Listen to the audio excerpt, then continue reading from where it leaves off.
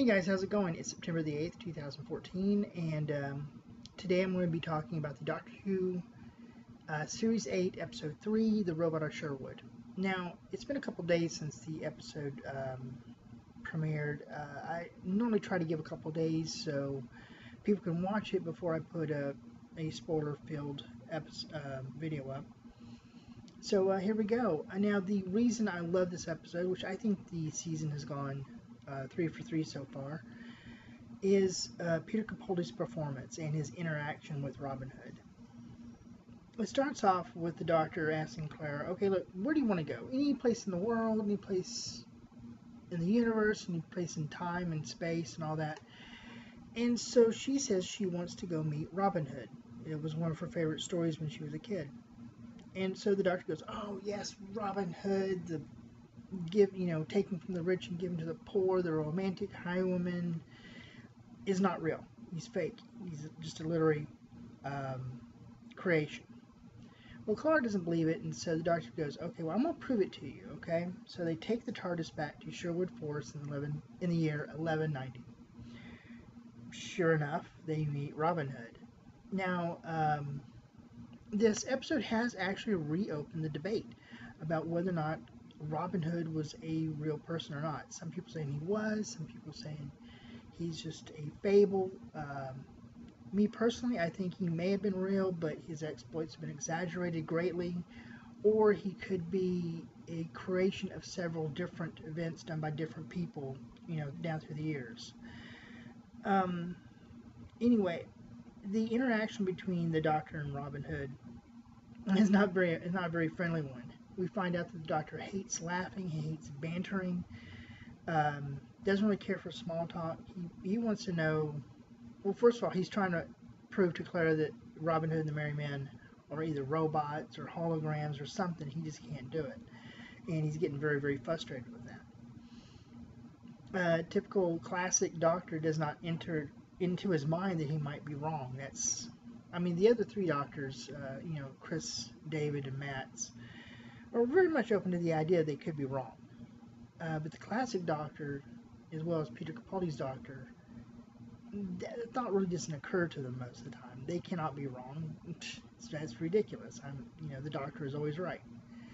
So, that's where the comedy of the episode comes from. Probably the best scene is when Robin, the Doctor, and Clara are in the dungeon, and Robin Hood and the Doctor are trying to outbeat each other in, I've got a plan, no, I've got a better plan, no, I got this plan, I got this plan, I got this plan, I got this, no, going back and forth. It's really awesome bantering, even though the Doctor says he hates bantering. And Clara is kind of the cool head of the group for once.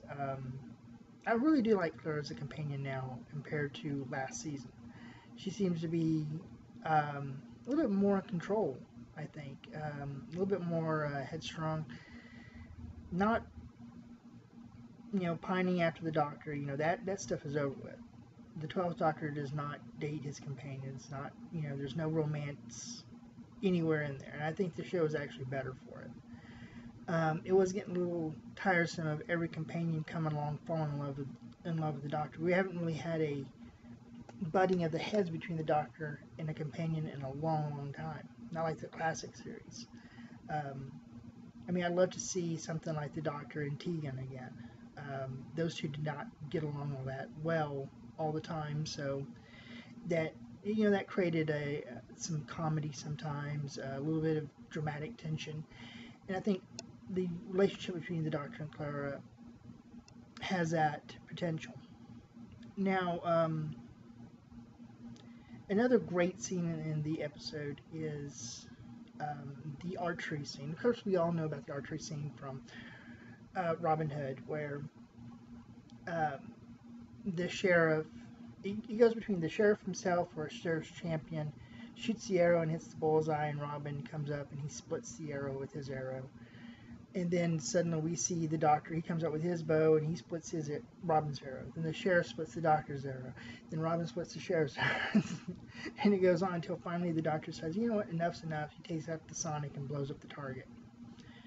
We later learned that it was a homing arrow, mechanical arrow that the Doctor was using. He doesn't have any archery skills, which is too bad because I thought we were going to see something kind of like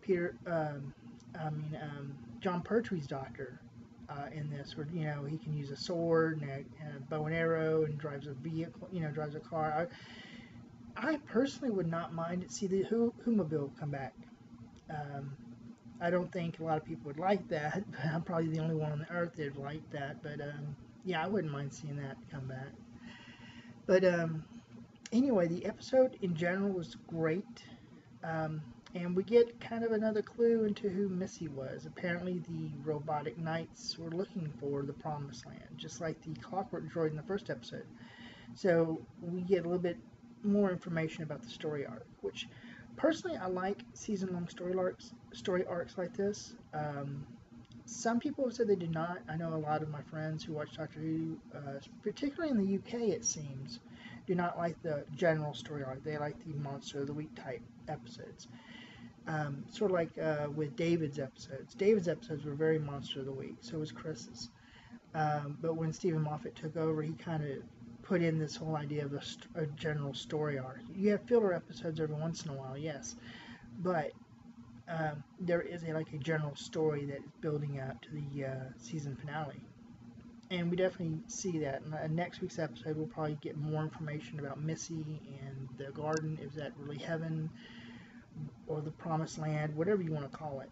And who is Missy anyway? I have a couple theories. Some of them are pretty outlandish. I may do a video later on discussing who Missy may be. But yeah. Alright, that's about it for today, and I will see you guys later on. Alright.